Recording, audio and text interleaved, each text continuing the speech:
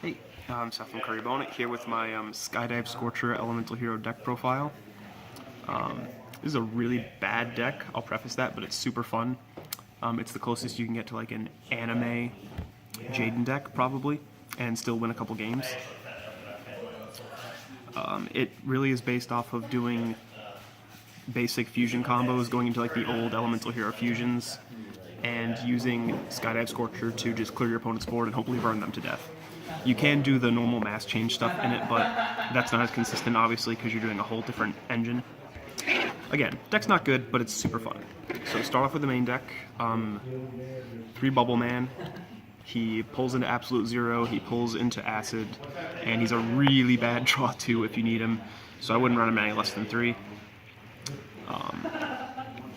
King of the Swamp as a 3-of. He lets you run less of the vanilla bad Elemental Hero monsters, and he can also fetch Poly, so he's pretty good. Again, 3-of, kind of a necessity. 2 Elemental Hero Prisma for kind of the same reason. He replaces the vanilla heroes by just dumping them in a grave, or getting you searches off of dumping Shadow Mist. 2 Captain Gold. Because of the way Skydive Scorcher works, it works better if Skyscraper's actually on the field, and he helps you search that. But I chose him over Terraforming because if you already have Skyscraper, he's not just dead in your hand. He is a 2100 beater, which can beat over a lot with Skyscraper on the field, because then he'll go to 31. 2 Shadow Mist, because it's Shadow Mist, special summon where the hero lives, get your change, set up Dark Claw, or dump her into the grave with Vion or Prisma, and you get searches. So it's a hero deck, you can't not run her. 2 Vision Hero Vion. With this guy on normal summon, you can Foolish a hero into grave, which is really cool. And then you can banish a hero from grave to add a Poly from deck to hand. He just helps you get to fusions faster. And you can make him into Dark Claw, because he's a dark hero monster.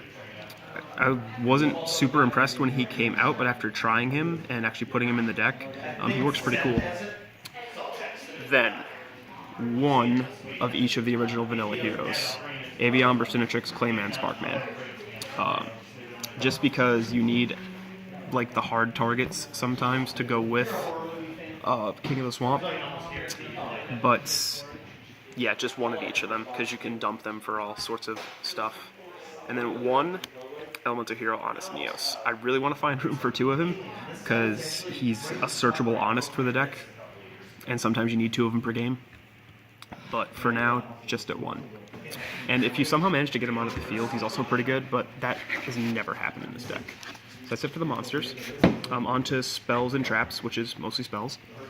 3 Skydive Scorcher, the point of the deck. Basically, you activate it when you have an Elemental Hero Fusion on the field, and you kill everything on your opponent's field with more attack points than your fusion monster. So if you drop like Elemental Hero Mariner, who has 1400 attack points, anything bigger than 1400 dies, and your opponent burns for the biggest attack point monster you destroyed.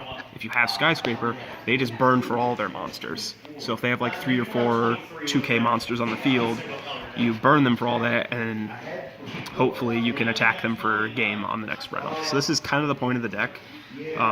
Even with building the entire deck around it, it doesn't go off as often as I would like, but it's still super fun to pull off, and I'm really happy this card got printed. Next, into the standard hero stuff. 3 E-Call, it's E-Call. 2 Skyscraper to help with Skydive Scorcher's burn damage.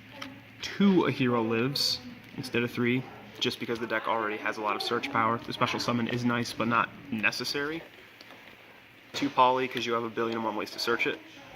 2 Miracle Fusion, because fusing from the grave is funny, and sometimes it can help you get out of situations. Miracle Fusion for a card that came out in like, I don't know, like 2006 or something. Still amazing. 2 Mass Change, because it's searchable. And going into stuff like Dark Law, Acid, and because you're running Avion, you can actually go into Divine Wind, which sometimes is funny. 2 Instant Fusion, because if you open with going second, you open with Instant Fusion and Skydive Scorcher. You make Mariner and just pop their entire board, which is really funny. It only costs you 1,000 life points to just Raigeki them, then you can actually make a normal hero board and proceed to smack them around. 1 Rhoda. And then for the 2 traps, just 2 Fusion Reserve, considering taking these out for something else. Not sure what I would use yet. No. You really don't like traps, do you? I really don't like traps. Onto the extra deck. This is a lot of nostalgic cards for me that I've had since I was younger, like that I actually pulled out of packs. One Elemental Hero Shining Flare Wingman, because he can turn into a cool beater, he can go off of Skydive Scorcher, and all you need is a Sparkman and a King of the Swamp to make him.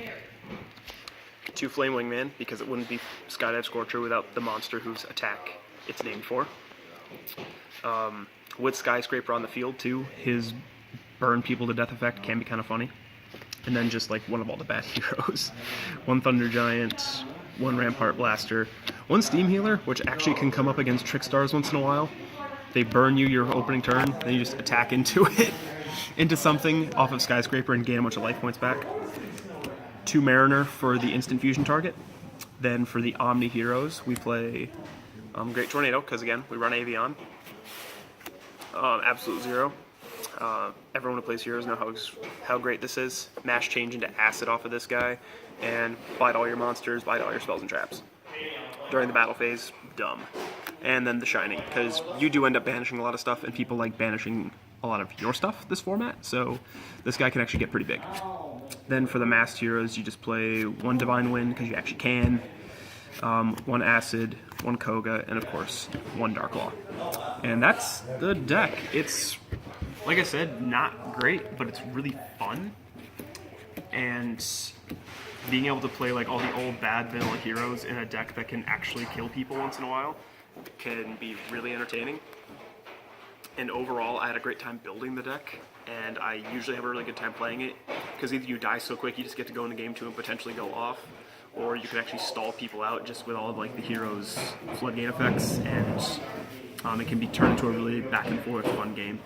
So it's also really cheap to build, so if you guys are interested in building a fun, cheap deck that you can take around and just smack some people around, or have some really entertaining losses, build it online and see how you do. Thanks for watching, and when in doubt, detonate.